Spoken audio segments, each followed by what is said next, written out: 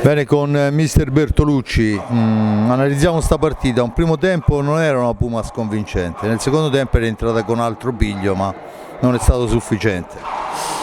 Sì, non siamo entrati come avevo chiesto, abbiamo fatto fatica al primo tempo, abbiamo rincorso molto, il Forte ha giocato sicuramente meglio, poi al secondo tempo ci hanno creduto un pochino di più, i ragazzi hanno alzato un pochino la pressione, abbiamo creato situazioni da gol, siamo passati avanti e poi in queste situazioni qui quando manca 6-7 minuti e siamo in vantaggio serve maturità, noi non ce l'abbiamo ancora purtroppo, non è la prima partita che perdiamo così, anche a Camaiore abbiamo perso a 20 secondi alla fine, quindi significa che è un gap che dobbiamo assolutamente ridurre e migliorare.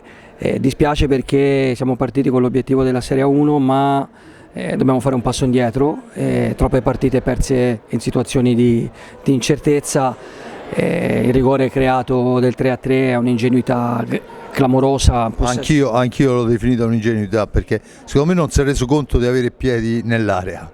Ma è chiamato il time out, ho fermato la partita per dire questa cosa qui, di non fare falli che potevano indurre l'arbitro in decisioni pericolose. Sulla punizione abbiamo creato il rigore, abbiamo preso il 3-3 e poi il 4-3 è una scelta sbagliata del quarto uomo che entra dentro e lascia Giovannelli solo nella nostra metà campo. Quando fai questi errori qua e perdi le partite abbastanza frequentemente così, significa che c'è da lavorare tanto e che gli obiettivi che ci siamo dati non sono ancora alla nostra portata. Non sono ancora alla portata, però ora io mi sento di spendere perché insomma adesso i nostri ragazzi, cioè sono ragazzi davvero questi, qual è l'età media? Perché insomma sono giovani, devono crescere. Sì, no, nessuno parla di carta d'identità, parla di attenzione in pista e di passo che uno deve fare se ha l'ambizione di andare in Serie A1. Una squadra che parte a settembre e si pone l'obiettivo di andare in Serie A1, non guardo l'età, se no non avrei posto l'obiettivo di andare su.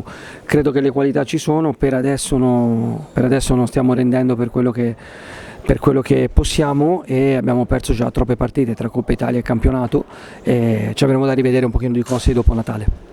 Bene, io ti ringrazio Mirko e niente, ti faccio gli auguri per passare serene feste, anche se mi rendo conto che insomma il primo giorno serve a smaltire questa cosa. Vabbè, domani è il compleanno di mio papà, quindi mi distraggo, approfitto per fargli gli auguri, passerò una giornata in famiglia. Tanti auguri anche a voi. Anche a te gli auguri, allora gli auguri anche al babbo che sicuramente Grazie li mille. merita. Grazie mille.